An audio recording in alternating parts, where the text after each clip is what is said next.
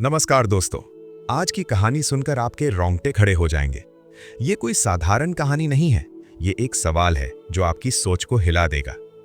जरा सोचिए, अगर एक दिन आप उठें और पाए कि आपका शरीर बिल्कुल काम नहीं कर रहा, ना हाथ हिलते हैं ना पैर, आप बोल भी नहीं सकते, बस आपका दिमाग जागा हुआ है, सब कुछ समझ रहा है, सब कुछ देख रहा है, क्या आप हार मान लेंगे या फिर अपने दिमाग से कुछ ऐसा करेंगे जो पूरी दुनिया को हैरान कर दे? आज हम बात करने वाले हैं स्टीफन हॉकिंग की, एक ऐसे इंसान की जिसने बॉडी की हर लिमिटेशन को दिमाग की पावर से हरा दिया। सिर्फ 21 साल की उम्र में डॉक्टरों ने कह दिया, तुम्हारे पास बस 2 साल बचे हैं, लेकिन इस शख्स ने मौत को 50 साल से ज्यादा इंतजार करवाया। व्हीलचेयर पर बैठा ये इंसान ब्लैक होल्स के रहस्य खोल रहा था। बिना बोले, बिना हिले, वो पूरे यूनिवर्स की सैर कर रहा था, उन जगहों तक पहुंच रहा था जहां आप और हम सोच भी नहीं सकते। जब लोग उसके शरीर को देखकर तरस खा रहे थे, वो सितारों से बातें कर रहा था। जब दुनिया उसे असहाय समझ रही थी, वो टाइम और स्पेस के नियम बदल रहा था। स्टीफन हॉकिंग की जिंदगी हमें एक बात सिखाती है, हमारी असली ताकत शरीर में नहीं, दिमाग में है। ये कहानी प्रूफ है कि अगर आपके अंदर जुनून है तो कोई भी मुश्किल आपको रोक नहीं सकती। तो दोस्तों, तैयार हैं आप उस जादुई सफर के लिए? तैयार हैं उस दिमाग की कहानी सुनने के लिए जिसने पूरी दुनिया को चौंका दिया? अगर हां, तो बने रहिए हमारे साथ, क्योंकि अब शुरू होती है mind blowing journey of the greatest mind ever. सितारों से खेलने वाला युवक, एक असाधारण दिमाग का बचपन। कभी कभी ब्रह्मांड की टाइमिंग इतनी परफेक्ट होती है कि आप सोचने पर मजबूर हो जाते हैं, क्या सच में ये सब कोइंसिडेंस है? 8 जनवरी 1942 की सुबह, जब पूरी दुनिया वर्ल्ड वॉर 2 की आग में जल रही थी, इंग्लैंड के ऑक्सफोर्ड शहर में एक बच्चे ने अपनी पहली सांस ली। और यहां दिलचस्प बात यह है कि ठीक इसी तारीख को, ठीक 300 साल पहले, महान वैज्ञानिक गैलीलियो गैलीली ने इस दुनिया को अलविदा कहा था। वो गैलीलियो जिसने पहली बार टेलीस्कोप से आकाश की ओर देखा था, जिसने धरती को ब्रह्मांड का केंद्र मानने से इनकार किया था। मानो यूनिवर्स ने एक कॉस्मिक रिले रेस में मशाल को एक हाथ से दूसरे हाथ में थमा दिया हो। एक सितारा डूबा और उसी क्षण एक नया सितारा जन्मा, जो आगे चलकर हमें ब्रह्मांड को देखने, समझने और सोचने का नजरिया ही बदल देने वाला था। इस बच्चे का नाम था स्टीफन हॉकिंग। अब आप सोच रहे होंगे कि शायद ये किसी रॉयल फैमिली की कहानी हो या किसी अमीर साइंटिस्ट के घर की, लेकिन नहीं। स्टीफन का परिवार बिल्कुल मिडिल क्लास था। एजुकेटेड तो था, लेकिन स्ट्रगल से भरा हुआ। उनके पिता फ्रैंक हॉकिंग एक मेडिकल रिसर्चर थे जो ट्रॉपिकल डिजीजेस पर काम करते थे, और माँ इज़ाबेल एक सेक्रेटरी थी, लेकिन एक बेहद इंटेलिजेंट और प्रोग्रेसिव सोच वाली महिला। घर छोटा था, पैसे कम थे, लेकिन किताबों की कोई कमी नहीं थी। डाइनिंग टेबल पर खाना खाते समय सब चुपचाप अपनी अपनी किताबें पढ़ते रहते थे। हाँ, खाने की टेबल पर भी। नेबर्स को यह आदत थोड़ी अजीब लगती थी, लेकिन हॉकिंग परिवार के लिए यह बिल्कुल नॉर्मल था।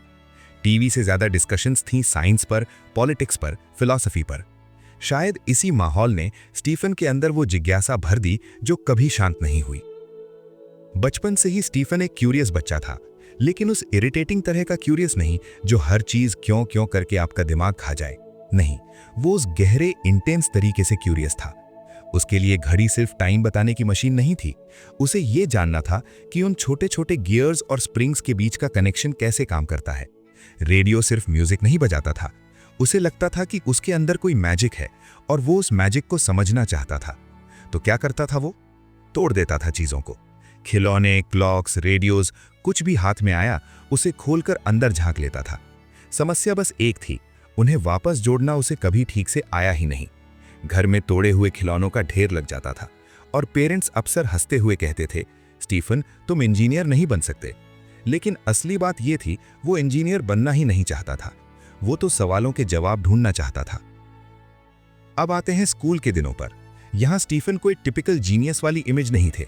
आप जानते हैं ना, वैसे बच्चे जो हर एग्जाम में फर्स्ट आते हैं, जिनकी हैंडराइटिंग परफेक्ट होती है, जो टीचर्स के फेवरेट होते हैं। बिल्कुल नहीं, स्टीफन की हैंडराइटिंग तो एकदम बेकार थी। उनकी नोटबुक्स मैसी रहती थीं और रिपोर्ट कार्ड्स बस चलाओ। वे क्लास के बीच में कहीं औसत स्टूडेंट्स में गिने जाते थे। टीचर्स सोचते थे ये लड़का तो थोड़ा लेजी और केयरलेस है, लेकिन उनके कुछ क्लोज फ्रेंड्स और ऑब्जर्वेंट टीचर्स जानते थे कि इस शांत, थोड़े ऑकवर्ड से दिखने वाले लड़के के अंदर कुछ एक्स्ट्राऑर्डिनरी चल रहा है, कुछ ऐसा जो एग्जाम पेपर्स में नहीं दिखता। दोस्त उन्हें प्लेफुली आइंस्टाइन कहकर चिढ़ाते थे, लेकिन ये चिढ़ाना रिस्पेक्ट से भरा था। मैथमेटिक्स और फिजिक्स के सवाल उनके लिए पजल्स थे, गेम्स थीं, और सबसे मजेदार बात, टीनेज में उन्होंने अपने दोस्तों के साथ मिलकर पुराने टेलीफोन स्विच बोर्ड्स, वायर्स और कबाड़ के पार्ट से एक प्रिमिटिव कंप्यूटर ही बना डाला। हाँ, 1950s में जब कंप्यूटर्स केवल बड़ी लेबोरेटरीज में होते थे, उन्होंने उसे लूस नाम दिया था, लॉजिकल यूनिसिलेक्टर कंप्यूटिंग इंजन। ये कोई साइंस फेयर का प्रोजेक्ट नहीं था, ये एक ग्लिम्स था उस ब्रिलियंट माइंड का जो हमेशा क्यों और कैसे के आंसर्स ढूंढने के लिए बेचैन रहता था। स्टीफन सिर्फ ये नहीं जानना चाहते थे कि ब्रह्मांड में क्या हो रहा है, वो ये समझना चाहते थे कि ऐसा होना क्यों जरूरी है, इसके पीछे का फंडामेंटल रूल क्या है। 17 साल की उम्र में जब स्टीफन ने ऑक्सफोर्ड यूनिवर्सिटी में एडमिशन लिया तो ये उस जमाने में कोई आसान बात नहीं थी, स्पेशली एक मिडिल क्लास फैमिली से। लेकिन वो स्कॉलरशिप जीत गए। ऑक्सफोर्ड, वो जगह जहां सेंचुरी से दुनिया के बेहतरीन दिमाग पढ़ते आए हैं।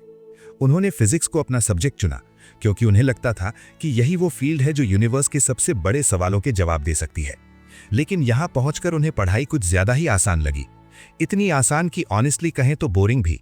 बाद में उन्होंने खुद एक इंटरव्यू में हंसते हुए एडमिट किया था कि ऑक्सफोर्ड के पूरे 3 सालों में उन्होंने शायद सिर्फ 1000 आवर्स ही एक्चुअली पढ़ाई की होगी, मतलब एवरेज रोज का 1 घंटा। बाकी समय रोइंग टीम के साथ बोट रेस की प्रैक्टिस, फ्रेंड्स के साथ लेट नाइट डिस्कशंस, पार्टीज और बस लाइफ को एंजॉय करना। वे एक टिपिकल इंटेलिजेंट, थोड़े रिबेलियस और केयरफ्री यंग बॉय थे। ऑक्सफोर्ड में उनकी इमेज थी ब्रिलियंट बट लेजी। प्रोफेसर्स को लगता था कि अगर ये लड़का थोड़ी मेहनत कर ले तो कमाल कर सकता है। लेकिन स्टीफन को अभी तक अपना ट्रू कॉलिंग नहीं मिली थी, वे बस फ्लो में चल रहे थे। ऑक्सफोर्ड से ग्रेजुएशन के बाद 1962 में स्टीफन ने एक बड़ा डिसीजन लिया, कैम्ब्रिज यूनिवर्सिटी जाना और वहां कॉस्मोलॉजी में रिसर्च करना। अब सवाल छोटे मोटे नहीं रह गए थे, अब वो उन अल्टीमेट क्वेश्चंस के पीछे भागना चाहते थे। इस ब्रह्मांड की शुरुआत कैसे हुई? क्या टाइम और स्पेस की कोई बाउंड्री है? ब्लैक होल्स के अंदर क्या होता है? बिग बैंग से पहले क्या था, या पहले जैसा कुछ था ही नहीं? कैम्ब्रिज का माहौल बिल्कुल अलग था। यहाँ कंपटीशन थी, यहाँ दुनिया के सबसे शार्प माइंड्स थे। पहली बार स्टीफन को रियलाइज हुआ कि अब सिर्फ नेचुरल टैलेंट काफी नहीं है, अब रियल हार्डवर्क करनी पड़ेगी। और धीरे धीरे वे अपने रिसर्च में डीपली इन्वॉल्व होने लगे। उनका माइंड अब पूरी तरह यूनिवर्स के मिस्ट्रीज में खो गया था। एक एक्स्ट्राऑर्डिनरी यंग साइंटिस्ट आकार लेने लगा था। लेकिन ठीक इसी मोड़ पर, जब सब कुछ परफेक्ट दिख रहा था, जब भविष्य ब्राइट और एक्साइटिंग लग रहा था, किस्मत ने एक बेहद क्रूअल जोक खेल दिया। 21 साल की उम्र में, जब ज्यादातर लोग अपनी लाइफ की सबसे एनर्जेटिक फेज में होते हैं, स्टीफन के शरीर ने कुछ स्ट्रेंज सिग्नल्स देने शुरू किए। पहले तो बस छोटी छोटी चीजें थीं। उनका बैलेंस थोड़ा बिगड़ने लगा, जैसे उन्हें चलते समय स्टंबल हो जाए, कप को पकड़ना मुश्किल होने लगा, हाथ स्लिप हो जाते, स्पीच थोड़ी स्लर्ड होने लगी। शुरू में उन्होंने सोचा शायद मैं थका हुआ हूं या शायद ज्यादा वाइन पी ली। लेकिन जब एक दिन वे अचानक स्टेयर से गिर पड़े और उठने में स्ट्रगल करने लगे तो बात सीरियस हो गई। उनके फादर ने तुरंत उन्हें हॉस्पिटल ले जाने का फैसला किया। फिर शुरू हुआ टेस्ट्स का लंबा और तनावपूर्ण सिलसिला। हफ्तों तक डॉक्टर्स ने एग्जामिन किया, blood tests, nerve tests, scans. Waiting room में बैठे स्टीफन और उनके पेरेंट्स के चेहरे पर एंग्जाइटी साफ दिखती थी। और फिर आया वो शब्द जिसने उनकी पूरी दुनिया हिला दी। ये अभी सिर्फ शुरुआत थी, असली लड़ाई, असली टेस्ट अब शुरू होने वाला था। और कोई नहीं जानता था कि ये लड़का, जो अभी स्टेयर से भी नहीं चढ़ सकता था, एक दिन पूरे यूनिवर्स के रहस्यों को समझने की कोशिश करेगा, और बिना हिले डुले, बिना बोले, सिर्फ अपने माइंड की ताकत से। चैप्टर 2। जब मौत ने दस्तक दी तो जिंदगी ने नया मतलब पाया। कैम्ब्रिज में स्टीफन हॉकिंग ब्रह्मांड के रहस्यों को समझने का सपना देख रहे थे। तभी उनकी जिंदगी में एक तूफान आ गया। हफ्तों की जांच के बाद डॉक्टरों ने उन्हें एक डरावनी सच्चाई बता दी। उन्हें एएमवायोट्रोफिक लेटरल स्क्लेरोसिस नाम की बीमारी है। ये कोई आम बीमारी नहीं थी, ये एक मोटर न्यूरॉन डिजीज है जिसका कोई इलाज नहीं।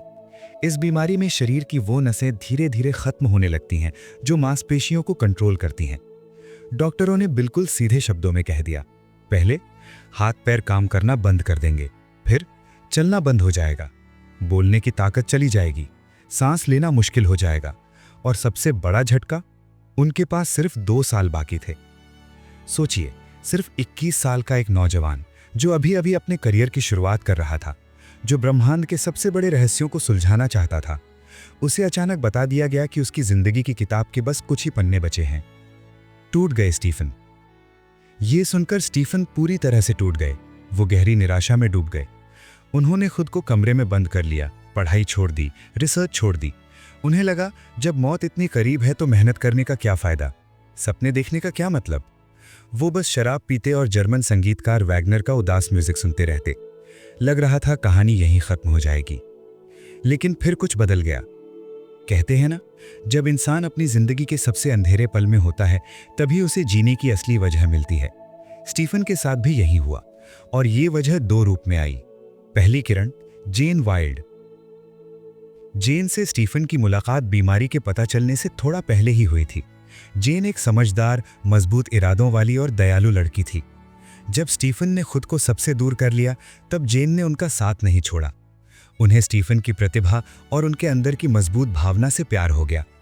जेन ने एक बड़ा फैसला लिया। वो स्टीफन से शादी करेंगी, भले ही उनके पास सिर्फ 2 साल ही क्यों ना हो। जेन का ये बेशर्त प्यार, ये अटूट विश्वास स्टीफन के लिए जीवन दान की तरह था। इसने उन्हें एहसास दिलाया कि उनकी जिंदगी अभी खत्म नहीं हुई। कोई है जो उनसे सच में प्यार करता है। अभी भी कुछ है जीने के लिए।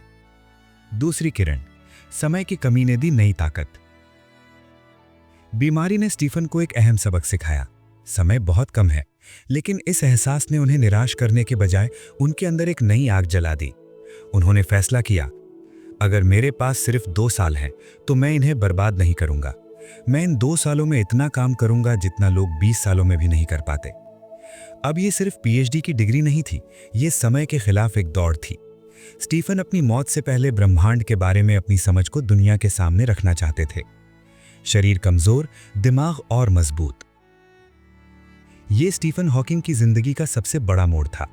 एक तरफ उनका शरीर धीरे धीरे उनका साथ छोड़ रहा था, दूसरी तरफ उनका दिमाग पहले से कहीं ज्यादा तेज, फोकस्ड और पावरफुल होता जा रहा था। मौत की सजा ने उन्हें तोड़ा नहीं, बल्कि एक नया पर्पस दे दिया, एक ऐसा मकसद जो शायद उन्हें कभी नहीं मिलता। जेन के प्यार और समय की कमी के इस एहसास ने मिलकर एक साधारण टैलेंटेड स्टूडेंट को एक असाधारण योद्धा में बदल गया। अब सवाल बदल गया था। पहले सवाल था, मैं कब मरूंगा। अब सवाल था, मैं मरने से पहले क्या हासिल कर सकता हूं। और जो उन्होंने हासिल किया उसने फिजिक्स की दुनिया को हमेशा के लिए बदल दिया। यही है असली जिंदगी का सबक। जब सब कुछ खत्म लगे तभी असली शुरुआत होती है। जब मौत सामने खड़ी हो तभी जिंदगी का असली मतलब समझ आता है। अध्याय 3, समय को चुनौती, ब्रह्मांड की शुरुआत का राज। 1965 में स्टीफन ने जेन वाइल्ड से शादी कर ली। ये कोई आम शादी नहीं थी। जेन जानती थी कि वे एक ऐसे इंसान से शादी कर रही हैं जिसका कल क्या होगा कोई नहीं जानता, लेकिन उनका प्यार हर डर से बड़ा था। जेन स्टीफन की ताकत बन गई। उन्होंने स्टीफन की देखभाल की और एक ऐसा घर बनाया जहां स्टीफन बिना किसी टेंशन के अपने काम पर फोकस कर सके। और स्टीफन का काम, वो उन्हें सीधे ब्रह्मांड के सबसे बड़े रहस्य की तरफ ले जा रहा था, बिग बैंग। बिग बैंग का सच। उस वक्त बिग बैंग एक नया और कंट्रोवर्शियल आइडिया था। ज्यादातर साइंटिस्ट्स मानते थे कि ब्रह्मांड हमेशा से ऐसे ही मौजूद है, लेकिन कुछ नए सबूत जैसे ब्रह्मांड का लगातार फैलना ये बता रहे थे कि शायद ब्रह्मांड की भी एक शुरुआत हुई होगी। स्टीफन हॉकिंग ने इसी सवाल को अपनी पीएचडी का टॉपिक बनाया। उन्होंने रोजर पेनरोज नाम के एक और महान साइंटिस्ट का काम पढ़ना शुरू किया। पेनरोज ने दिखाया था कि जब कोई बहुत बड़ा तारा अपने ही वजन से दब जाता है तो वो एक सिंगुलैरिटी बना देता है, एक ऐसा पॉइंट जहां डेंसिटी और ग्रेविटी इनफाइनाइट हो जाती है, जहां फिजिक्स के सारे रूल्स टूट जाते हैं। इसी को हम ब्लैक होल कहते हैं। वो एक शानदार आइडिया। स्टीफन के दिमाग में एक धमाकेदार आइडिया आया। उन्होंने सोचा, क्या होगा अगर हम पेनरोज के इन मैथमेटिकल इक्वेशंस को सिर्फ ब्लैक होल पर नहीं बल्कि पूरे ब्रह्मांड पर लागू कर दें? और क्या होगा अगर हम टाइम की घड़ी को आगे की बजाय उल्टा चलाएं? जब उन्होंने ऐसा किया तो हैरान करने वाला नतीजा मिला। उन्होंने मैथमेटिकली साबित कर दिया कि अगर हम आज के इस फैलते हुए ब्रह्मांड को टाइम में पीछे ले जाएं तो सब कुछ छोटा होता जाएगा, और छोटा और ज्यादा गर्म और ज्यादा डेंस, जब तक कि सब कुछ एक ही इनफाइनाइटली डेंस और इनफाइनाइटली गर्म पॉइंट में सिमट न जाए। एक सिंगुलैरिटी, एक बड़ी जीत। ये खोज तो कमाल की थी। इसने बिग बैंग थ्योरी को एक मजबूत मैथमेटिकल बेस दे दिया। इसने साबित किया कि ब्रह्मांड की शुरुआत एक सिंगुलैरिटी से ही हुई होगी और टाइम और स्पेस का जन्म भी उसी एक विस्फोटक पल में हुआ होगा।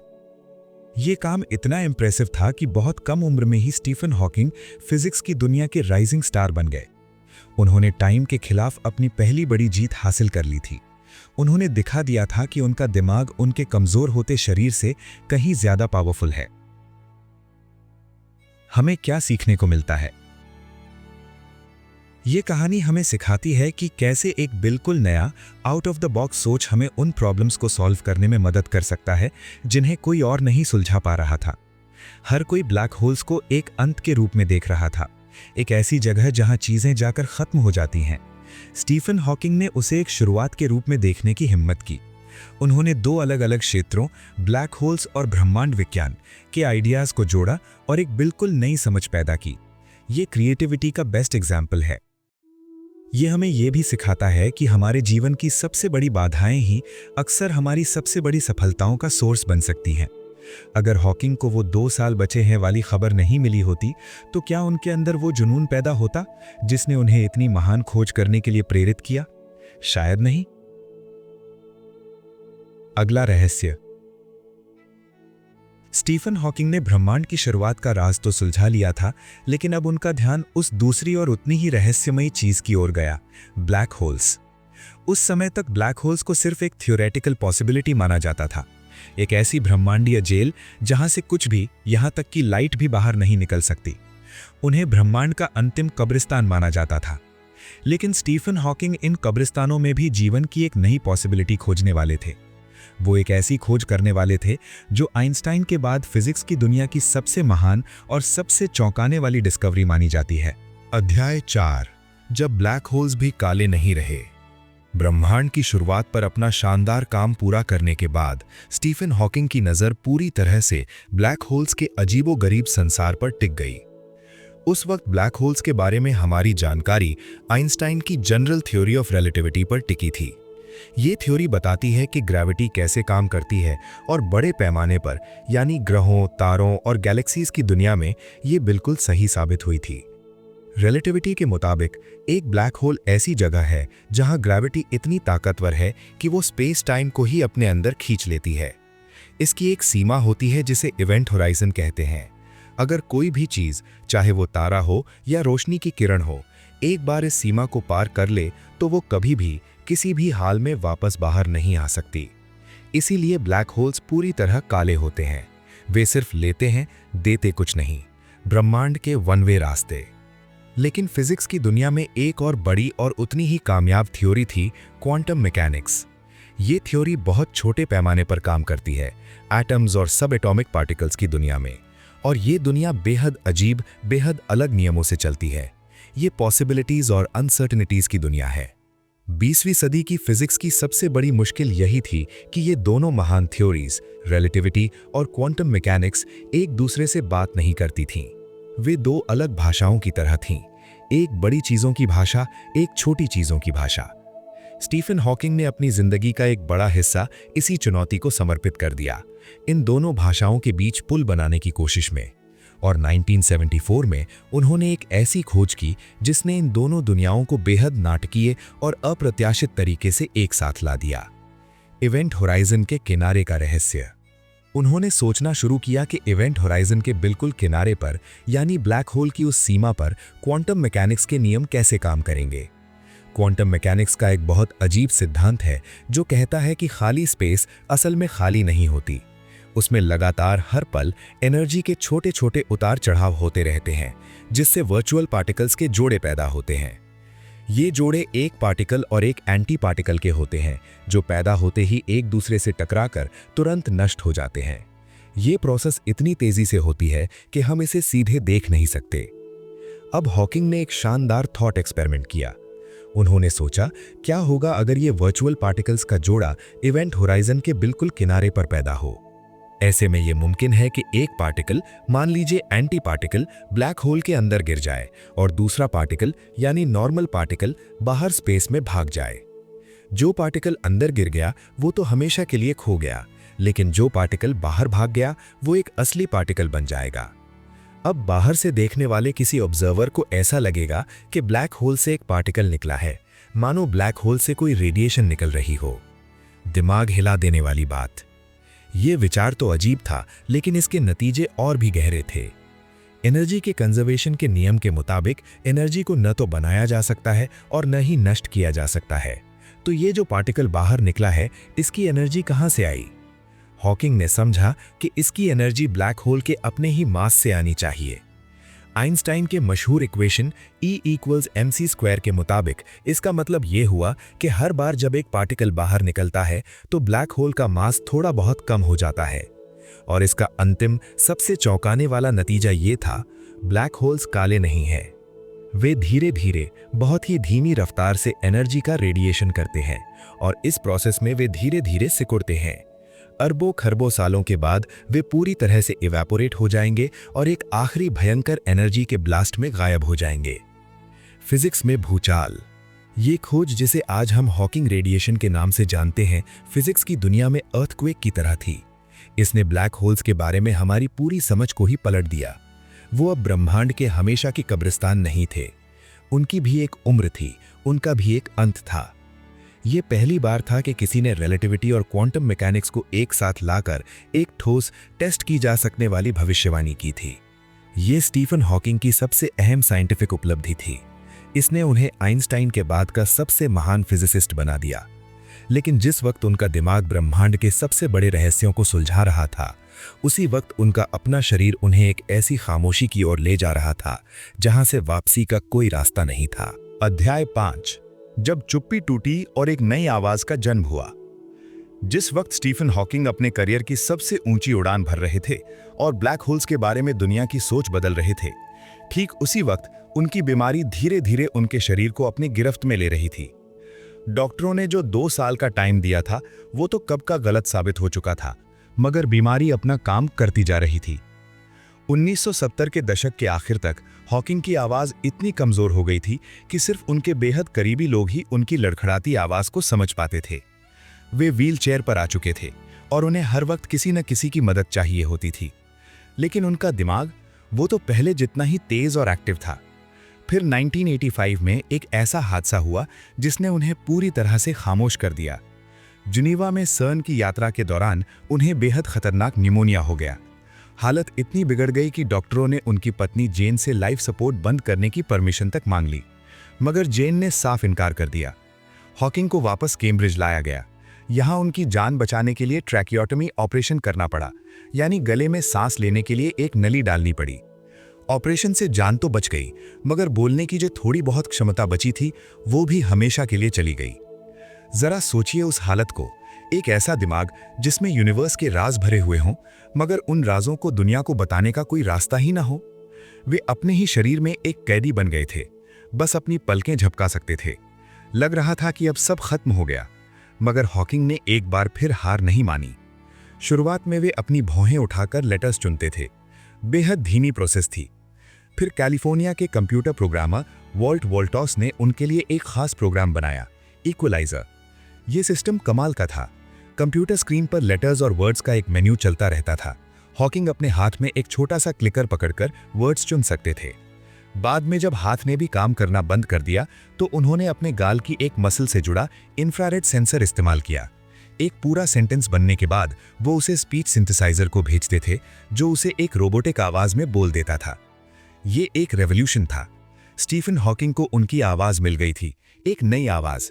ये आवाज थोड़ी अमेरिकन एक्सेंट वाली और काफी मैकेनिकल थी, मगर जल्द ही ये पूरी दुनिया में उनकी पहचान बन गई।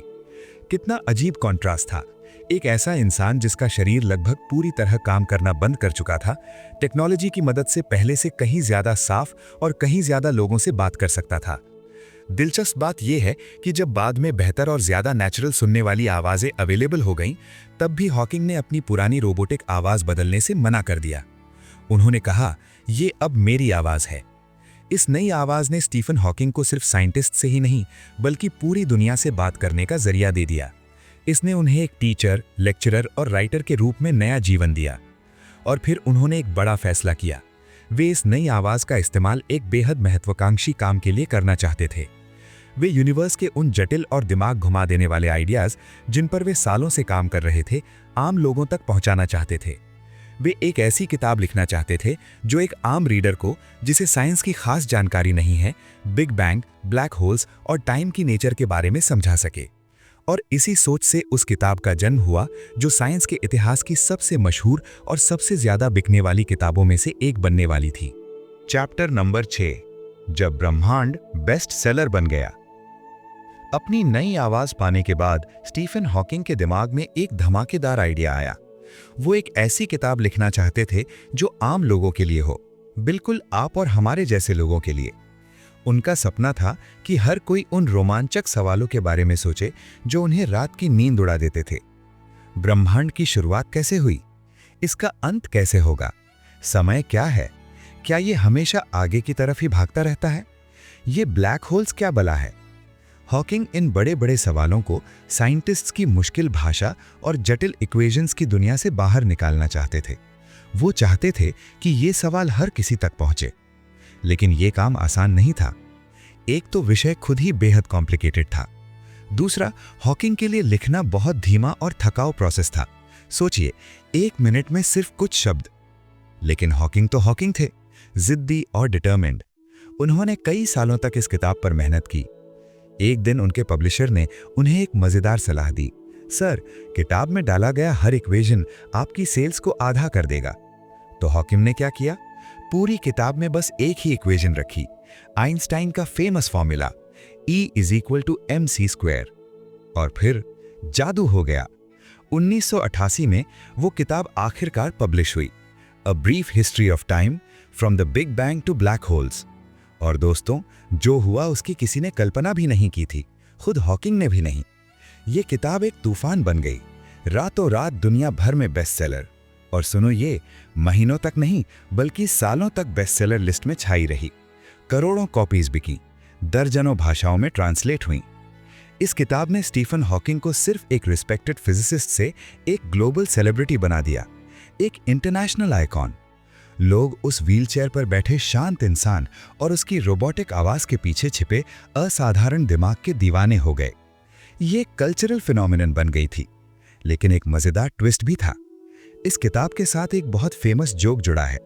लोग कहते हैं ये इतिहास की वो किताब है जिसे सबसे ज्यादा खरीदा गया लेकिन सबसे कम पढ़ा गया।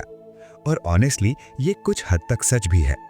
बहुत लोगों ने सोचा, चलो ब्रह्मांड के मिस्ट्री समझ लेते हैं, और किताब खरीद ली। लेकिन जब पढ़ना शुरू किया तो अरे बाप रे, ये तो बहुत मुश्किल है। लेकिन रुको, इसका मतलब ये नहीं कि किताब फेल हुई। भले ही बहुत लोगों ने इसे पूरा नहीं पढ़ा, लेकिन इस किताब ने कुछ बहुत बड़ा कर दिखाया। इसने साइंस की बातचीत का तरीका ही बदल दिया। इसने दिखाया कि आम लोगों में भी बड़े फिलोसॉफिकल सवालों के लिए गहरी भूख है। इसने साइंस को लैब्स और यूनिवर्सिटीज से निकालकर लोगों के घरों तक पहुंचा दिया। लाखों युवाओं को साइंस और कॉस्मोलॉजी में करियर बनाने के लिए इंस्पायर किया। सफलता का असली राज। A brief history of time की सफलता सिर्फ इसके टॉपिक की वजह से नहीं थी। असली कारण था खुद लेखक की इनक्रेडिबल कहानी। ये थी एक ऐसे दिमाग की कहानी जो अपने ही शरीर की जेल में कैद था, लेकिन फिर भी टाइम और स्पेस की बाउंड्रीज को पार करके ब्रह्मांड की शुरुआत और अंत की यात्रा कर रहा था। ये मानवीय जिज्ञासा की और कभी हार न मानने वाले जज्बे की एक लिविंग एग्जाम्पल थी, एक नया अवतार। स्टीफन हॉकिंग अब सिर्फ एक साइंटिस्ट नहीं रह गए थे, वो एक सिंबल बन गए थे। इस बात का सिंबल कि इंसानी दिमाग के लिए कुछ भी इम्पॉसिबल नहीं है। अब वो दुनिया भर में ट्रैवल करने लगे, लेक्चर्स देने लगे, प्रेसिडेंट्स और क्वींस से मिलने लगे। उनकी व्हीलचेयर और रोबोटिक आवाज उनकी पहचान बन गई। वो एक पॉप कल्चर आइकॉन बन चुके थे। लेकिन इस पब्लिक इमेज के पीछे एक निजी इंसान भी था, एक पति, एक पिता, एक दोस्त, जिसकी अपनी जिंदगी बेहद जटिल और अक्सर बहुत दर्दनाक थी। और वो कहानी, वो अगले चैप्टर में। चैप्टर नंबर 7, स्टारडम और संघर्ष। अ ब्रीफ हिस्ट्री ऑफ टाइम की धमाकेदार कामयाबी के बाद स्टीफन हॉकिंग एक रॉकस्टार बन गए। लेकिन ये रॉकस्टार थे व्हीलचेयर पर। उनकी सिंथेटिक आवाज और व्हीलचेयर पूरी दुनिया में पहचानी जाने लगी। वो सिर्फ एक साइंटिस्ट नहीं रहे, एक लिविंग लेजेंड बन गए थे। और सबसे मजेदार बात, उन्हें अपनी इस फेम को एंजॉय करना बहुत पसंद था। उनमें एक शानदार और थोड़ा नटखट सेंस ऑफ ह्यूमर था। वो खुद पर हंसने से कभी नहीं घबराते थे। उनका कहना था, मेरी मशीन वाली आवाज का एक फायदा है, जो लोग पहले मेरी असली आवाज नहीं समझ पाते थे अब समझ सकते हैं, और दूसरा फायदा, ये आवाज इतनी यूनिक है कि कोई भुला नहीं सकता। पॉप कल्चर के सुपरस्टार हॉकिंग सिर्फ लैब्स में नहीं रहे, वो टीवी पर छा गए। उन्होंने द सिम्पसन्स जैसे फेमस कार्टून शो में अपनी आवाज दी। Star Trek the Next Generation में आइंस्टाइन और न्यूटन के साथ पोकर खेलते नजर आए। द बिग बैंग थ्योरी जैसे पॉपुलर सिटकॉम में भी दिखे। इन सब अपीयरेंसेस ने उन्हें खासकर यंग जनरेशन के बीच सुपर कूल बना दिया। उन्होंने साबित किया कि एक ग्रेट साइंटिस्ट भी फनी, एक्सेसिबल और कूल हो सकता है। ये उनके मिशन का हिस्सा था, साइंस को आम लोगों के पास लाना। पर्दे के पीछे की असली कहानी। लेकिन इस चमकदार पब्लिक इमेज के पीछे एक बहुत कॉम्प्लिकेटेड और मुश्किल पर्सनल लाइफ छिपी थी। स्टीफन हॉकिंग सिर्फ एक ब्रिलियंट माइंड नहीं थे, वो एक इंसान थे, अपनी ख्वाहिशों, फीलिंग्स और कमजोरियों के साथ। उनकी बीमारी ने सिर्फ उन पर नहीं बल्कि पूरे परिवार पर, खासकर उनकी वाइफ जेन पर एक भारी बोझ डाल दिया था। जेन की कुर्बानी। जेन ने सालों तक बिना किसी बाहरी हेल्प के स्टीफन की देखभाल की, 3 बच्चों को पाला और साथ में अपनी पीएचडी भी पूरी की। ये एक्स्ट्राऑर्डिनरी सैक्रिफाइस और लव की कहानी थी। लेकिन धीरे धीरे रिलेशनशिप में दरारें आने लगी। हॉकिंग की बढ़ती फेम, घर में नर्सेज और हेल्पर्स की लगातार मौजूदगी, हॉकिंग का स्ट्रॉन्ग एथीइज्म वर्सेस जेन की गहरी क्रिश्चियन फेथ, इन सब ने रिश्ते को तनावपूर्ण बना दिया। हॉकिंग का अपनी एक नर्स इलेन मेसन के साथ करीबी रिश्ता भी डेवलप हो गया। टूटन और नई शुरुआत। 25 साल की शादी के बाद 1990s की शुरुआत में स्टीफन और जेन अलग हो गए। 1995 में हॉकिंग ने इलेन मेसन से शादी कर ली। ये शादी भी कंट्रोवर्शियल रही। उन पर दूसरी वाइफ द्वारा फिजिकल अब्यूज के आरोप भी लगे, हालांकि हॉकिंग ने हमेशा इनकार किया। असली इंसान, असली जिंदगी। ये सब हमें उस स्टीफन हॉकिंग से मिलवाता है जो सिर्फ एक पोस्टर बॉय नहीं बल्कि एक रियल, कॉम्प्लेक्स और कभी-कभी मुश्किल इंसान भी थे। इससे हमें याद आता है कि महान दिमागों की जिंदगी भी आम इंसानी इमोशंस, ट्रेजेडीज और गलतियों से भरी होती है। उनकी कहानी ये भी बताती है कि गंभीर बीमारी सिर्फ एक व्यक्ति को नहीं बल्कि पूरे परिवार को कैसे इफेक्ट करती है। ये जेन हॉकिंग के एक्स्ट्राऑर्डिनरी करेज और सैक्रिफाइस की भी कहानी है, जिनके बिना शायद स्टीफन हॉकिंग वो कभी नहीं बन पाते जो वो बने। बड़े सवाल, गहरी खोज। अपनी जिंदगी के इन सभी अप्स एंड डाउन्स के बीच भी हॉकिंग का दिमाग लगातार उन बड़े सवालों से जूझता रहा जिनके जवाब साइंस अकेले नहीं दे सकती। क्या इस यूनिवर्स को किसी ने बनाया है? क्या हम इस यूनिवर्स में अकेले हैं? इंसानियत का फ्यूचर क्या है? चैप्टर नंबर 8, भगवान, एलियंस और हमारा कल। हॉकिंग के दिमाग की बातें। स्टीफन हॉकिंग सिर्फ एक बड़े साइंटिस्ट नहीं थे, वो अपने जमाने के सबसे इन्फ्लुएंशियल विचारक भी थे, जिनकी हर बात को पूरी दुनिया बड़े ध्यान से सुनती थी। और उन्होंने कुछ ऐसे सवालों पर भी अपनी राय दी जो शायद हर इंसान के मन में कभी न कभी आते हैं। क्या भगवान ने ब्रह्मांड बनाया? सबसे बड़ा सवाल था, क्या भगवान है? हॉकिंग बिल्कुल साफ थे, नहीं। उनका मानना था कि ब्रह्मांड को समझने के लिए हमें किसी क्रिएटर की जरूरत नहीं है। उनकी रिसर्च से पता चला कि ब्रह्मांड अपने आप ही बन सकता है। कैसे? फिजिक्स के नियमों से।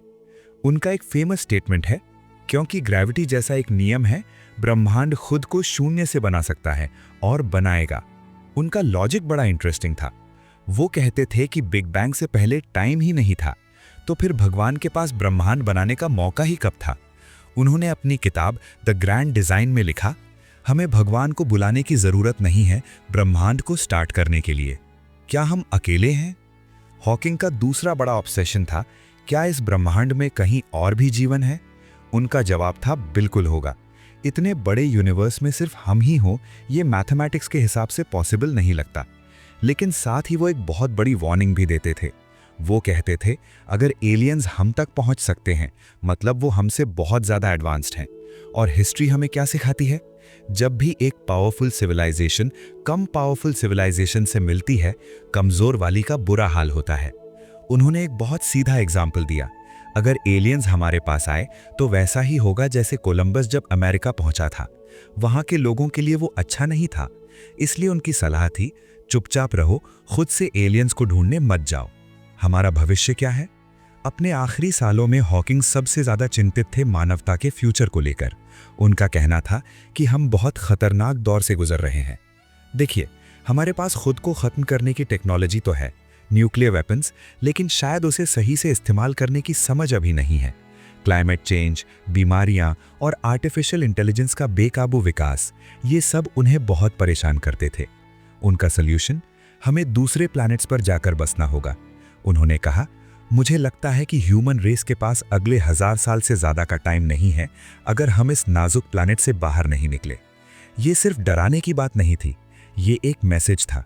अपनी छोटी छोटी लड़ाइयाँ भूल जाओ और एक प्रजाति के तौर पर अपने फ्यूचर को बचाने पर फोकस करो। एक साइंटिस्ट का दिल। ये सब बातें हमें बताती हैं कि हॉकिंग सिर्फ इक्वेशंस में नहीं रहते थे, वो इस दुनिया और इंसानों के बारे में सच में सोचते थे। साइंस को उन्होंने सिर्फ ब्रह्मांड समझने के लिए नहीं, बल्कि हमें हमारी कमजोरियों और जिम्मेदारियों के बारे में बताने के लिए भी इस्तेमाल किया। लेकिन इन सब फिलॉसफिकल बातों के बावजूद उनका दिल हमेशा फिजिक्स की उस सबसे बड़ी खोज में लगा रहा, एक ऐसी थ्योरी जो ब्रह्मांड की हर चीज को एक्सप्लेन कर सके। और वो कहानी, वो अगले चैप्टर में। चैप्टर नंबर 9, सब कुछ का सिद्धांत। स्टीफन हॉकिंग का सबसे बड़ा सपना क्या था? वो चीज जिसके लिए उन्होंने अपनी पूरी जिंदगी लगा दी, थियरी ऑफ एवरीथिंग, यानी सब कुछ का सिद्धांत। सोचिए, एक ऐसा फॉर्मूला जो ब्रह्मांड की हर चीज को एक्सप्लेन कर दे। एक सेब का पेड़ से गिरना हो या आसमान में तारों का जलना, बिग बैंग से लेकर ब्लैक होल तक, सब कुछ एक ही इक्वेशन से समझ आ जाए। कितना अमेजिंग होगा ना? यही सपना आइंस्टाइन का भी था।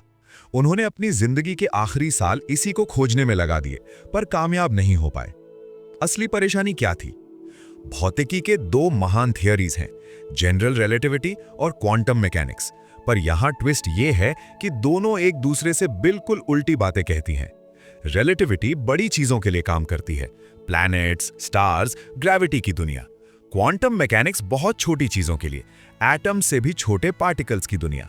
और दोनों एक साथ नहीं चलती। जैसे एक ही घर में 2 लोग रहें जो एक दूसरे से बात ही ना करें। थ्योरी ऑफ एवरीथिंग का मतलब है इन दोनों को मिलाना, एक साथ लाना। हॉकिंग का योगदान। स्टीफन हॉकिंग ने अपनी पूरी जिंदगी इसी मिशन में लगा दी। चाहे बिग बैंग की बात हो या हॉकिंग रेडिएशन की, हर काम इसी बड़े गोल की तरफ एक कदम था। हॉकिंग रेडिएशन की डिस्कवरी इतनी खास क्यों थी? क्योंकि पहली बार किसी ने दोनों थियरीज को सक्सेसफुली एक साथ इस्तेमाल किया था। उन्होंने रिलेटिविटी के ब्लैक होल को लिया, उस पर क्वांटम मैकेनिक्स के रूल्स अप्लाई किए और एक बिल्कुल नया और चौंकाने वाला रिजल्ट निकाला। यह साबित करता था कि हाँ, इन दोनों को मिलाना पॉसिबल है। एक नई पहेली, ब्लैक होल इंफॉर्मेशन पैराडॉक्स। पर इस डिस्कवरी ने एक नई मुसीबत खड़ी कर दी। क्वांटम मैकेनिक्स कहती है कि इंफॉर्मेशन कभी डिस्ट्रॉय नहीं हो सकती, लेकिन हॉकिंग की थ्योरी कहती थी कि जब ब्लैक होल इवेपोरेट होकर गायब हो जाता है तो उसके अंदर की सारी इंफॉर्मेशन भी हमेशा के लिए खत्म हो जाती है। यह फिजिक्स के बेसिक रूल्स को तोड़ता था। इस पैराडॉक्स ने हॉकिंग और दूसरे साइंटिस्ट्स को दशकों तक परेशान किया और आज भी ये एक बड़ा अनसॉल्व्ड क्वेश्चन है। हॉकिंग ने अपनी जिंदगी के आखिर तक इसे सॉल्व करने की कोशिश की। उन्होंने कई बार अपनी राय भी बदली। स्ट्रिंग थ्योरी और एम थ्योरी। अपनी खोज में हॉकिंग ने स्ट्रिंग थ्योरी और एम थ्योरी जैसे नए और कॉम्प्लिकेटेड आइडियाज पर भी काम किया। ये आज थ्योरी ऑफ एवरीथिंग के सबसे बड़े कैंडिडेट्स माने जाते हैं। उन्होंने जेम्स हार्टल के साथ मिलकर ब्रह्मांड की शुरुआत का एक इंटरेस्टिंग नो बाउंड्री प्रपोजल भी दिया, जो कहता है कि ब्रह्मांड की कोई शुरुआत या किनारा नहीं है, वो अपने आप में कंप्लीट है। अधूरा सपना। स्टीफन हॉकिंग अपनी जिंदगी में थियरी ऑफ एवरीथिंग नहीं खोज पाए। ये सपना आज भी सपना है, लेकिन उनकी मेहनत, उनके सवाल, उनका संघर्ष, इन सब ने हमें उस अल्टीमेट ट्रूथ के बहुत करीब ला दिया है। उन्होंने वो रास्ते दिखाए हैं जिन पर चलकर शायद भविष्य में कोई इस सपने को पूरा कर सके। उनकी जिंदगी से सीख। हॉकिंग की कहानी हमें सिखाती है कि सबसे बड़े सवालों के जवाब आसानी से नहीं मिलते। उनके लिए पूरी जिंदगी की डेडिकेशन और कभी ना हारने वाले जज्बे की जरूरत होती है। असली बात यह नहीं कि मंजिल मिली या नहीं, असली बात है यात्रा, ज्ञान की वो एंडलेस खोज। एक अंत, एक शुरुआत। 14 मार्च 2018 को 76 साल की उम्र में स्टीफन हॉकिंग की ये इनक्रेडिबल जर्नी खत्म हो गई। और ये भी एक अद्भुत कोइंसिडेंस था। ये वही तारीख थी जिस दिन आइंस्टाइन का जन्म दिवस था। एक सितारा चला गया, लेकिन उसकी रोशनी हमेशा के लिए रह गई। अध्याय 10, सितारों का बच्चा, एक कभी न खत्म होने वाली विरासत। तो आखिरकार हम पहुंच गए हैं स्टीफन हॉकिंग की इस अद्भुत जीवन यात्रा के उस मुकाम पर जहां से हम पीछे मुड़कर देखते हैं और सोचते हैं, क्या देखा हमने? हमने देखा एक ऐसे इंसान को जिसने मौत को मुंह चढ़ाया, समय के रहस्यों से पंगा लिया और हमारी कल्पना की उन दीवारों को तोड़ डाला जिन्हें हम अटूट मानते थे। लेकिन सवाल यह है कि जब सदियां बीत जाएंगी, जब हम सब जा चुके होंगे, तब स्टीफन हॉकिंग को कैसे याद किया जाएगा? उनकी असली विरासत क्या है जो पीढ़ियों तक गूंजती रहेगी? पहली विरासत, विज्ञान का महान योद्धा। सबसे पहले तो बात करते हैं उनके वैज्ञानिक योगदान की, और ये कोई मामूली योगदान नहीं था दोस्तों। स्टीफन हॉकिंग अपने युग के सबसे चमकीले ब्रह्मांड विज्ञानी थे, एक ऐसा दिमाग जो ब्रह्मांड की सबसे जटिल पहेलियों को सुलझाने में लगा रहा।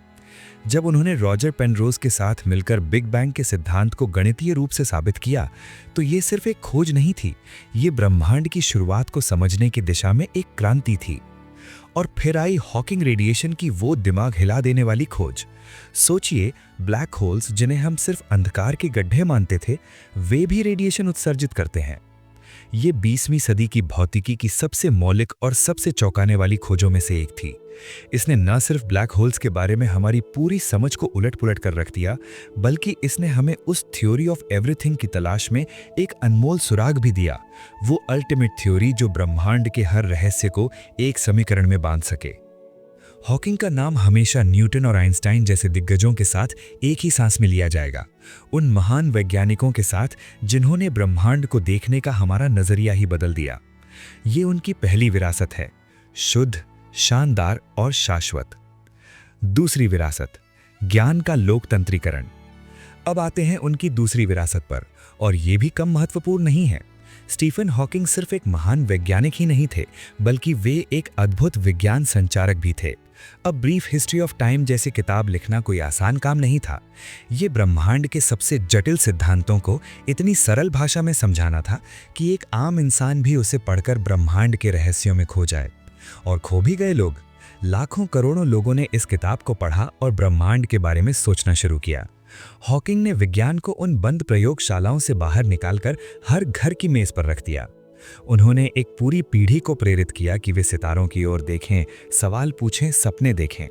उन्होंने ये साबित कर दिया कि सबसे गहरे और सबसे जटिल विचार भी अगर सही तरीके से समझाए जाएं, तो हर कोई उन्हें समझ सकता है।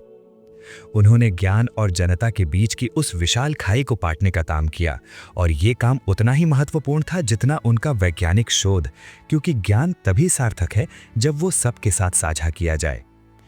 तीसरी विरासत, मानवीय भावना का अमर प्रतीक। लेकिन दोस्तों, अब बात करते हैं उनकी तीसरी विरासत की, और शायद यही उनकी सबसे बड़ी, सबसे गहरी और सबसे स्थायी विरासत है। ये विरासत है एक मानवीय प्रेरणा के अनंत स्रोत के रूप में। स्टीफन हॉकिंग का जीवन खुद में एक महान खोज था, शायद उनकी सबसे महत्वपूर्ण खोज। ये कहानी है उस अदम्य मानवीय भावना की जो किसी भी मुसीबत के सामने, किसी भी शारीरिक बाधा के आगे झुकने से साफ इनकार कर देती है। सोचिए, 21 साल की उम्र में डॉक्टर कहते हैं कि आपके पास सिर्फ 2 साल बचे हैं, आपका शरीर धीरे धीरे आपका साथ छोड़ रहा है। लेकिन क्या करते हैं हॉकिंग? वे हार नहीं मानते, वे लड़ते हैं, हर दिन, हर पल, और न सिर्फ लड़ते हैं बल्कि जीत भी जाते हैं। उनका जीवन हमें एक बहुत ही गहरी सच्चाई सिखाता है। हमारी असली सीमाएं हमारे शरीर में नहीं होती, बल्कि हमारे दिमाग में होती हैं। जिस जीवन को एक भयानक त्रासदी होना चाहिए था, हॉकिंग ने उसे एक शानदार विजय गाथा में बदल दिया। उन्होंने हमें दिखाया कि भले ही आपका शरीर एक व्हीलचेयर में कैद हो, लेकिन आपका दिमाग आज़ाद होकर पूरे ब्रह्मांड की सैर कर सकता है, सितारों के बीच नाच सकता है, ब्लैक होल्स की गहराइयों में उतर सकता है। हर किसी के भीतर छिपी अपार क्षमता। उनका जीवन हमें याद दिलाता है कि हम में से हर एक के अंदर कितनी अपार, अकल्पनीय क्षमता छिपी हुई है। हम अक्सर अपनी छोटी छोटी समस्याओं का, अपनी तुच्छ सीमाओं का बहाना बनाकर अपने सपनों का पीछा करने से रुक जाते हैं। मेरे पास समय नहीं है, मेरे पास रिसोर्सेज नहीं है, मैं काफ़ी एजुकेटेड नहीं हूँ, ये सब बहाने हैं दोस्तों। अगली बार जब आपको ऐसा लगे कि आप कुछ नहीं कर सकते, तो एक पल के लिए स्टीफन हॉकिंग को याद करिएगा। उस इंसान को याद करिएगा जो अपनी एक उंगली तक नहीं हिला सकता था, जो बोल नहीं सकता था, जो अपने आप खाना भी नहीं खा सकता था, लेकिन फिर भी वो अपने दिमाग की शक्ति से ब्रह्मांड के सबसे जटिल समीकरण लिख रहा था, दुनिया को बदल रहा था। उनकी कहानी हमें हर शिकायत से ऊपर उठने की, हर बाधा को चुनौती के रूप में स्वीकार करने की और अपनी जिंदगी को उसकी पूरी क्षमता के साथ जीने की प्रेरणा देती है। सितारों का बच्चा आखिरकार घर लौट गया। उनका शरीर भले ही धरती पर कैद था, लेकिन उनका मन, उनका दिमाग, वो हमेशा से एक सितारों का बच्चा था। एक ऐसा बच्चा जो कॉस्मोस की गोद में खेलता था, गैलेक्सीज के बीच दौड़ता था, और अब अंत में वो अपने असली घर, उस विशाल ब्रह्मांड में वापस लौट गया है, जिसे वो इतना प्यार करता था, जिसे समझने में उसने अपनी पूरी जिंदगी होम कर दी। आपकी यात्रा की शुरुआत। और इसी के साथ दोस्तों, हम आज इस अद्भुत यात्रा के अंत पर पहुंचते हैं। इस प्रेरणादायक जीवनी के माध्यम से हमने साथ मिलकर ये जाना कि कैसे मानवीय भावना और जिज्ञासा की कोई सीमा नहीं होती, और कैसे हम अपनी सबसे बड़ी कमजोरियों को ही अपनी सबसे ताकतवर शक्ति बना सकते हैं। मुझे उम्मीद है, नहीं, मुझे पूरा विश्वास है कि इस ऑडियो बुक के जरिए हमने जो कुछ भी सीखा है वो सिर्फ सुनने तक ही सीमित नहीं रहेगा। ये आपके जीवन का मार्गदर्शन करेगा, आपके फैसलों को प्रभावित करेगा, आपके सपनों को पंख देगा। याद रखिएगा, ये ज्ञान केवल इन्फॉर्मेशन नहीं है, बल्कि ये आपके भीतर की उस अपार क्षमता को जगाने की चाबी है जिसे आपने अभी तक नहीं पहचाना है। ये ऑडियो बुक आपको सिखाती है कि कैसे मुश्किलों के सामने हार न माने, कैसे अपने दिमाग की असीम शक्ति को पहचानें, कैसे महत्वपूर्ण सवाल पूछने की हिम्मत करें और कैसे अपनी शारीरिक सीमाओं से ऊपर उठकर एक असीम जीवन जिएं। लेकिन सबसे महत्वपूर्ण, और इसे गांठ बांध लीजिए, ये आपको सिखाती है कि आप कितने शक्तिशाली हैं। आपके अंदर अपनी नियति खुद लिखने की, अपना भविष्य खुद गढ़ने की कितनी अद्भुत क्षमता छिपी हुई है। उम्मीद है कि आपको ये वीडियो पसंद आया होगा। अगर आपको पसंद आए हैं तो फिर कमेंट सेक्शन में कमेंट जरूर लिखिए और चैनल को सब्सक्राइब जरूर कीजिए। मिलते हैं अगली वीडियो में, तब तक के लिए थैंक यू और टेक केयर।